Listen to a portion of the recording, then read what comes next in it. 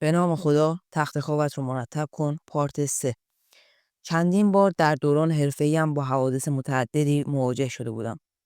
از جمله این حادثه هوایی هنگام پرش با چتر نجات، جلوگیری از سقوط در زیردریایی‌های جنگی، سقوط از یک دکل نفتی 100 متری، گیر افتادن در قایقی در حال غرق شدن و حوادث بیشمار دیگری که پیش از لحظه مقرر اتفاق می‌افتادند و لحظات دیگری که بین مرگ و زندگی گیر می‌کردند.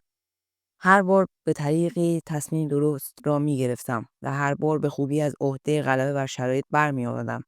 اما این بار نشد. روی تخت دراز کشیده بودم. تنها چیزی که حس می کردم ترحم به حال خودم بود. اما این اوضاع قرار نبود مدت زیادی طول بکشد. همسرم جورجیانا وظایف پرستاری را به نحو احسن انجام میداد.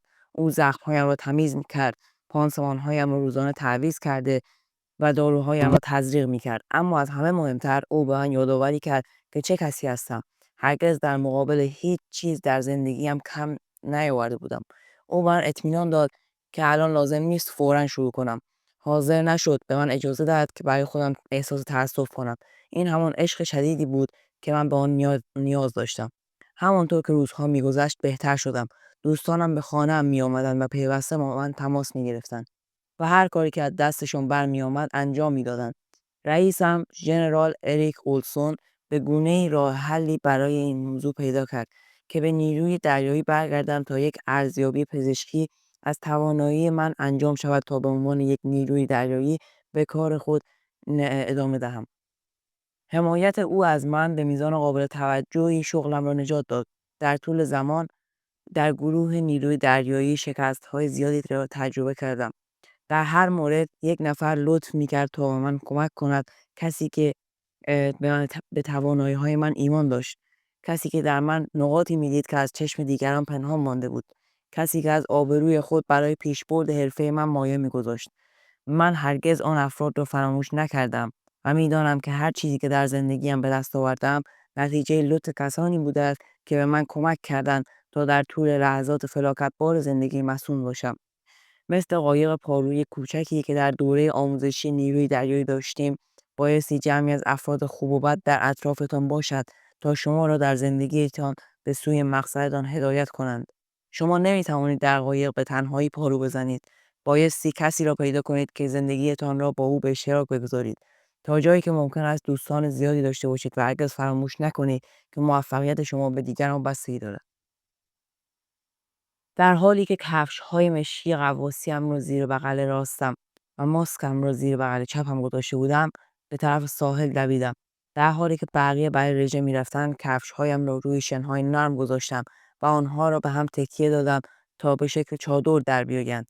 در سمت راست و چپم کارآموزان دیگری بودند. پیراهن سبز، شلوارک‌های خاکی رنگ، پوتین‌های نئوپرین و حلقه‌های نجات کوچکی پوشیده بودند. همگی داشتیم برای شنای دو مایلی آماده می‌شدیم. جلیقه‌های نجات همچون بادکنک کوچکی بودند که فقط وقتی زامن را می‌کشیدیم باد می‌کردند. در بین کارآموزان اگر مجبور می‌شدیم از جلیقه نجات خود استفاده کنیم، شرم‌آور تلقی می‌شد. با این حال مربیان نیروی دریایی قبل از هر بارشنا نیاز به وارسی دقیق جلیقه شنا داشتند. این وارسی همچنین به مربیان فرصت آزار و اذیت بیشتری میداد. در آن روز امواج در حدود 2 متر و نیم ارتفاع داشتند. امواج به صورت 3 ردیفی بالا می آمدند و بعد با هم به ساحل می خوردند. صدای غرشی که از آنها برمیخاست قلب هر کارآموز را وادار می‌کرد سریعتر بتپد. هنگامی که مربی به آرامی از خط ساحلی پایین رفت، مستقیم به سمت مردی متمایل شد که در سمت راست من بود. کارآموز که یک ملوان تازه کار و کاملا جدید بود، قدش خیلی کوتاه بود. مربی نیروی دریایی هم که بسیار آراسته بود و تجربه جنگ در ویتنام را داشت، یک سر و گردن از بقیه بلندقدتر به نظر می‌رسید.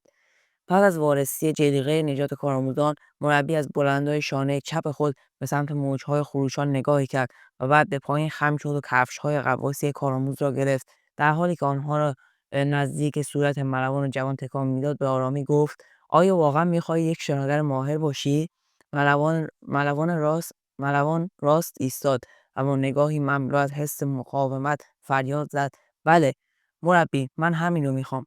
مربی در حالی که باله‌های کناری را در صورتش تکان میداد گفت: تو خیلی کوچیکی. این امواج میتونن تو رو نصف کنن.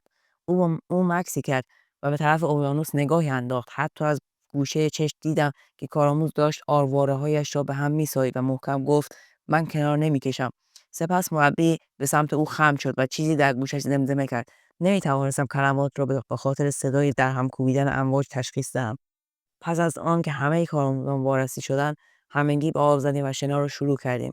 1 ساعت بعد من از منطقه موج‌سواری بیرون خزیدم و در کنار ساحل ایستادم. دریانورد تازه‌کار همانجا بود. او شنا را قبل از بقیه تمام کرده بود. آن روز او را کنار کشیدم و پرسیدم مربی چه چیزی به او گفته بود. لبخندی زد و با غرور گفت: او بهم گفت که ثابت کن اشتباه میکنم. تمرین نیروی دریایی همیشه در مورد اثبات چیزی بود. اثبات این که جثه اهمیتی نداشت، اثبات این که رنگ پوست شما مهم نیست، اثبات این که پول شما را بهتر جلوه نمیدهد، اثبات این که استقامت همیشه مهمتر از استعداد است. من خوش شانس بودم که 1 سال قبل از شروع آموزش این درس را یاد گرفتم. همانطور که سوار اتوبوسی عمومی در مرکز شهر سندیگو بودم، داشتم از چشمانداز بازدید از مرکز آموزشی نیروی دریایی در خلیج کورونادو لذت می‌بردم. من به عنوان کارآموز سال دوم در سفر تابستانی که بخش از برنامه آموزشی افسران ذخیره نیروی دریایی بود شرکت داشتم. به عنوان یک سال دومی بین سال اولی و سومی های کالج بودم و اگر همه چیز خوب پیش میرفت امیدوار بودم تابستان بعدی مأموریتی به من بدهند و سر تمرین نیروی دریایی حاضر شوم. این همان چیزی بود که به خاطر آن اواسط هفته از مربی اجازه گرفتم تا از آموزش برنامه‌ریزی شده در یکی از کشتی‌های منحرف شده در بندر معاف شوم و راه خود را به کورونادو در پیش بگیرم. در نزدیکی هتل معروف دل کورونادو از اتوبوس پیاده شدم و حدود 1 مایل در جاده به سمت ساحل پایگاه نیروی دریایی رفتم. از مقابل چندین ساختمان متعلق به جنگ کره که گروه‌های 11 و 12 انهدام زیر آب در آنجا بودند عبور کردم. بیرون ساختمان آجری تابلوی چوبی بزرگ بود که نوشته فردی قورباغه را نشان میداد که یک قورباغه با بدن سبز بود که در یک دستش یک تکه از TNT را حمل میکرد و با دست دیگرش سیگار میکشید. این ساختمان سکونتگاه مردان قورباغه‌ای کرانه غربی بود که ارتش آنها در سواحل ایوو جیما، تاراوا، گوام و اینچون فعالیت میکرد. ضربان قلبم تندتر شد. این دقیقا همان جایی بود که میخواستم 1 سال در آنجا باشم. همانطور که از گروه فرعی زیردریایی عبور کردم، ساختمان بعدی که متعلق به گروه نیروی دریایی بود نمایان شد. آن موقع نسل جدیدی از مبارزان جنگلی که شهرت خود را در ویتنام به دست آورده بودند به عنوان شجاعترین مردان نظامی در ویتنام شناخته شدند. یکی دیگر از آن علامت‌های چوبی سامی یگان ویژه ارتش را نشان میداد که خنجری در دست داشت و پوشش تیره‌ای دور شانه‌هایش بود. همانطور که بعداً یاد گرفتم مردان قورباغه‌ای و یگان ویژه نیروی دریایی یکی بودند. همه این مردها فارغ التحصیلان دوره آموزشی نیروی دریایی بودند. در نهایت به آخرین ساختمان دولتی در ساحل دریا نزدیک شدم. میشد نوشته نیروی دریایی را بر نمای خارجی آن ساختمان خواند. در بیرون ورودی اصلی 2 مربی نیروی دریایی که در میان چند سرباز جوان تازه‌کار ایستاده بودند، یک سر و گردن بلندتر از بقیه به نظر می‌رسیدند. ناوسوار دوم، دیکری، با بیش از 2 متر قد، شانه‌های پهن، کمر باریک و یک سبیل سوزنی و نازک آنجا بود. او دقیقاً به همان شکلی بود که از همچین مربی انتظار داشتم. در کنار او افسر ارشد جین ونس ایستاده بود. او نیز با قد بیش از 2 متر، بازوهای قوی و چشمانی فولادی به همه هشدار میداد که خیلی به هم نزدیک نشوند.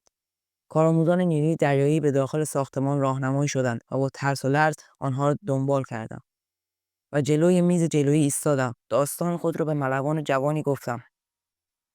من ملوان جوانی از دانشگاه تگزاس بودم و امید داشتم با کسی در مورد نیروی ویژه دریایی صحبت کنم. ملوان برای لحظه‌ای میزش را ترک کرد و برگشت تا به من خبر بدهد که افسر اول، ناوگان یکم داگ هوس، خوشحال می شود که با من در دفتر خود صحبت کند. آهسته در آنجا چرخی زدم و به عکس‌های نگاه کردم که دیوارها را آراسته بودند. پایان صفحه 27. پایان بند دوم.